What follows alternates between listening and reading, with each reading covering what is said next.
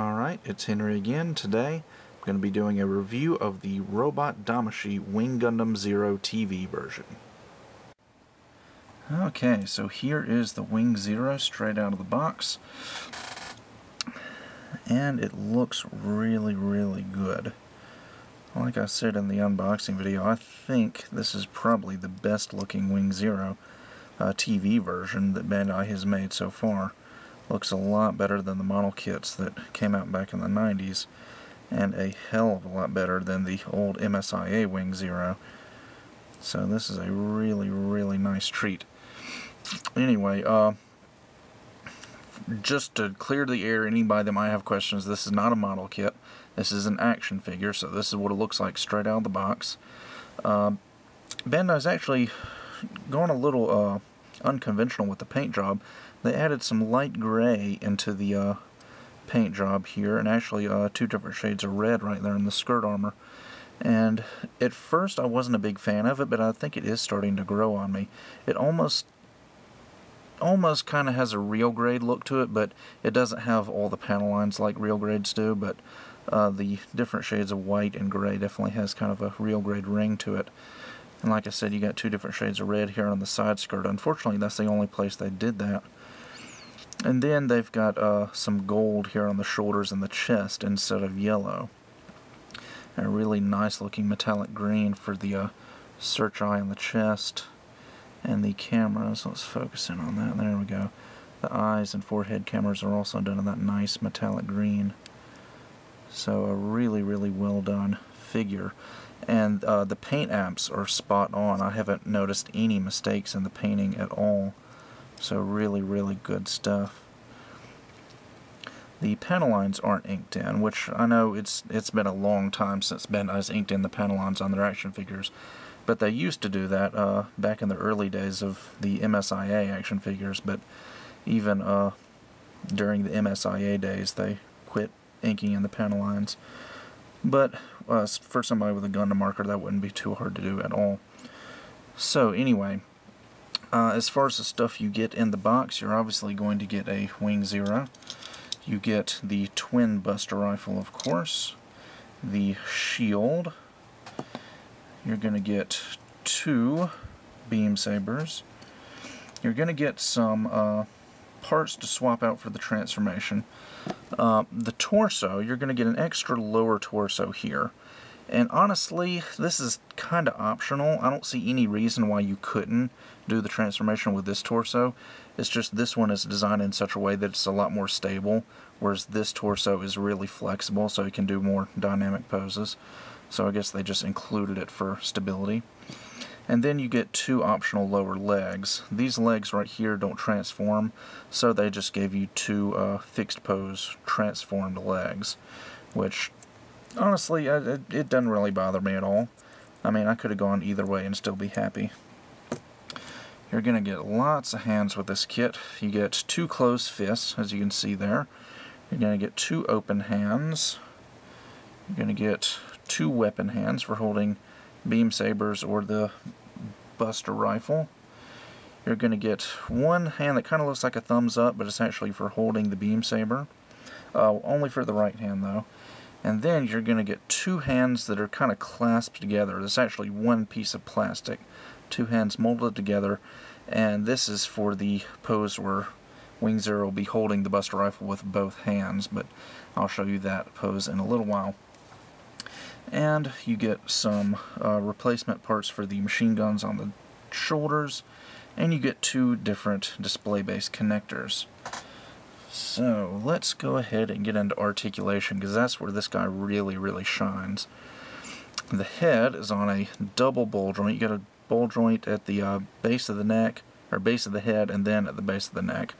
So really far down, really far up. Side to side is great. 360 rotation, of course. Just really fantastic movement there. And in the torso, you've got I don't even really know if it's a ball joint. In fact, I'll just take it apart and show it to you, seeing as how I'll have to take this apart anyway. Here's the flexible torso. As you can see, it's shaped a little bit different than this more stable torso. And I think it is a ball joint down in there, but you've pretty much got a double ball joint, one at the waist and then one at mid-torso. It's just kind of encased in that little gray box so it can easily plug in to the red part. But really good movement, really far forward, back, side to side. You're not going to get 360. Well, yeah, actually you can get 360 rotation. Never mind. Wing Zero making a liar out of me. So overall, really, really good. For the shoulders, you've got a joint that's going to be able to swing out. I'll show it to you there. There it is. You got that gray joint that's going to be able to swing out from the torso like so. And if you move the arm forward, it can swing out even further. And it's actually got a ball joint in there so it can, you know, rotate 360, and it's got a little bit of up and down and wiggle on that ball joint as well. The shoulder armor actually has some articulation. This old white flap goes up and down. The blue part opens up, and you've got a little thruster in there that can pop out in the top or in the bottom as well, either way. The white part right here does not open up, and honestly that's one of my very, very few disappointments with this figure, is that you couldn't open up the white part to store the beam sabers, but being such a small figure, I'm willing to let that slide. You've got 360 below the shoulder. You've got a very nice double jointed elbow, going to get you a full 180. And the wrists are actually on a double ball joint. You've got a ball joint and socket right there, and then you've got another ball joint right there that's going to wiggle around. And the ball joints for the wrists are actually just perfect. They're not too tight, they're not too loose, they're just perfect. So that made me really happy. Alright, moving on, let's go down to the skirt armor.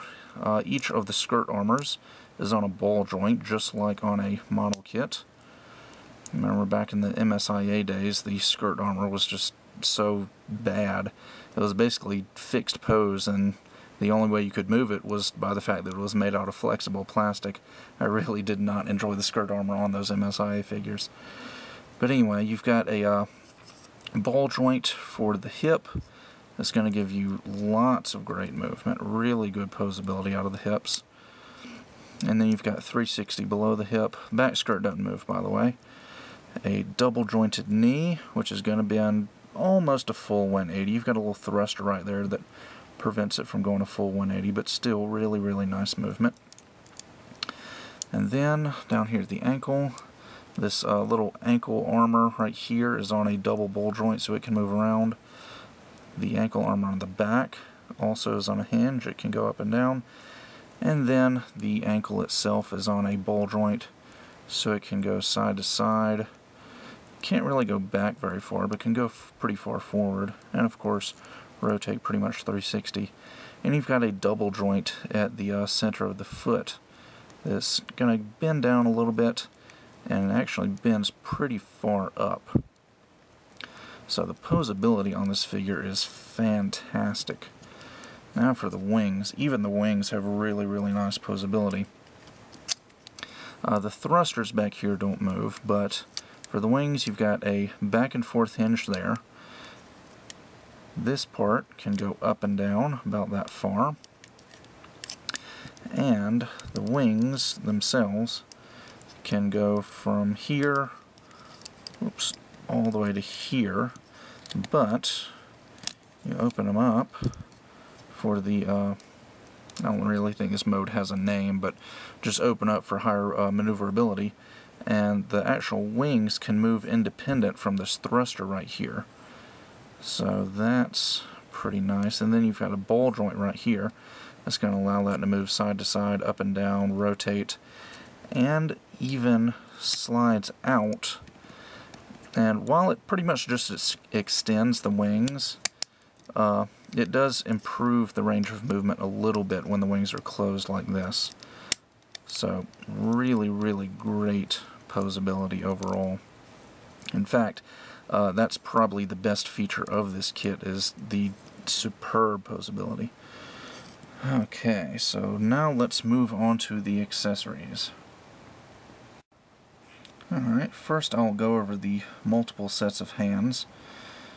You've got the closed fists, which I've had on so far for the review, looking really good. You've got two open palms, like so, that look really nice. You've got two weapon hands that are pretty much for the Buster Rifle, but I don't see any reason why you couldn't use them for the beam saber as well. They fit perfectly fine. And then you've got a right hand specifically for the beam saber, which I guess just looks a little bit more stylized with a thumb up on the beam saber like that. And then you've got this unique hand right here, actually pair of hands, like I showed you earlier, two hands molded together. I'm going to put that in there. This is where those swing out shoulder joints really come in handy.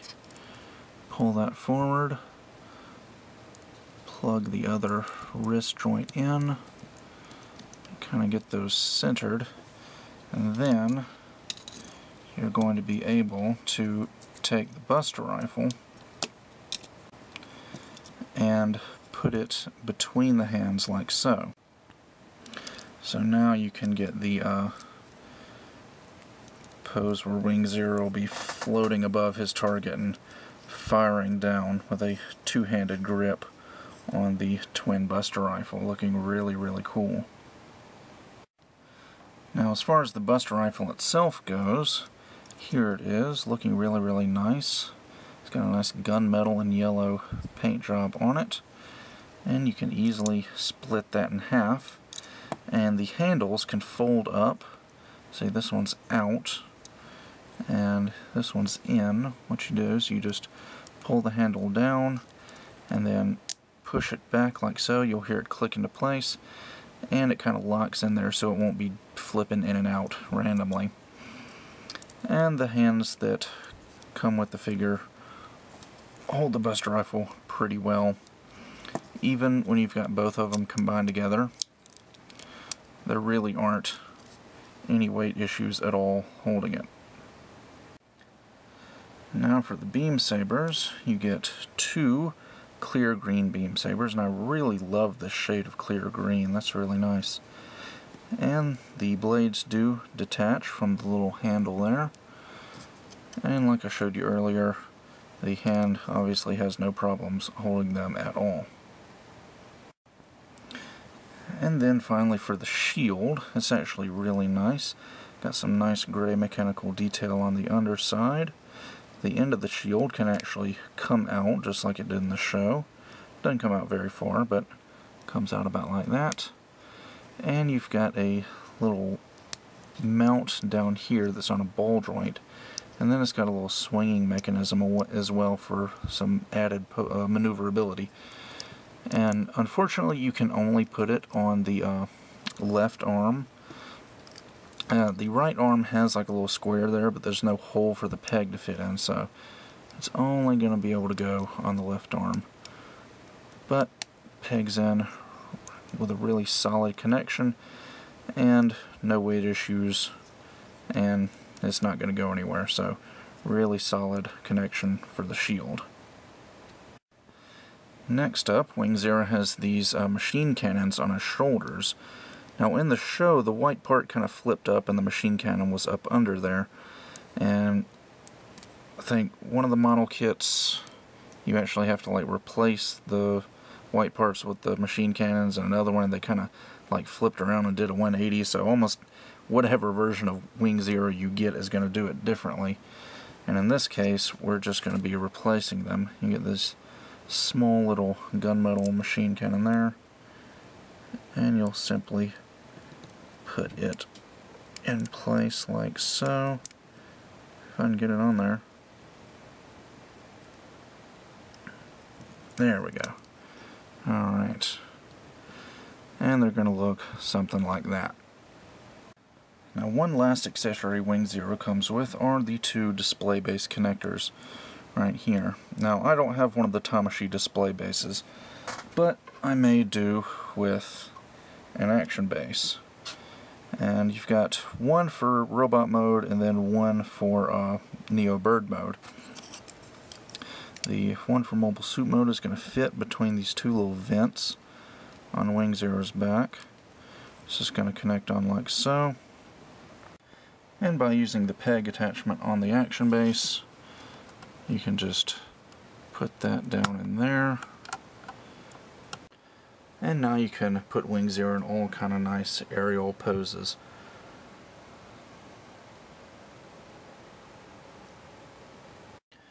Alright, the last part of this review is going to be Wing Zero's transformation into Neo Bird mode.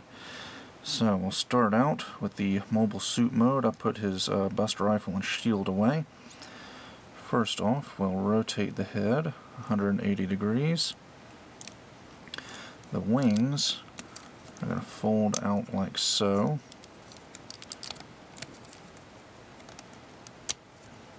And then they're just going to kind of go flat against the body like this. Straighten those out a little bit. Then we're going to take the torso, disconnect that, and we're going to replace this torso with the more stable one. Just plug that in there, if it'll go. There we go. And that pretty much eliminates any movement that used to be there. And one thing we got to do is rotate this piece 180 degrees and plug that in that way. Then we're going to be disconnecting the knee joints. They come out pretty easily. Not easily enough that they would fall out while you're playing with it, but I mean, it's got a nice little solid joint in there.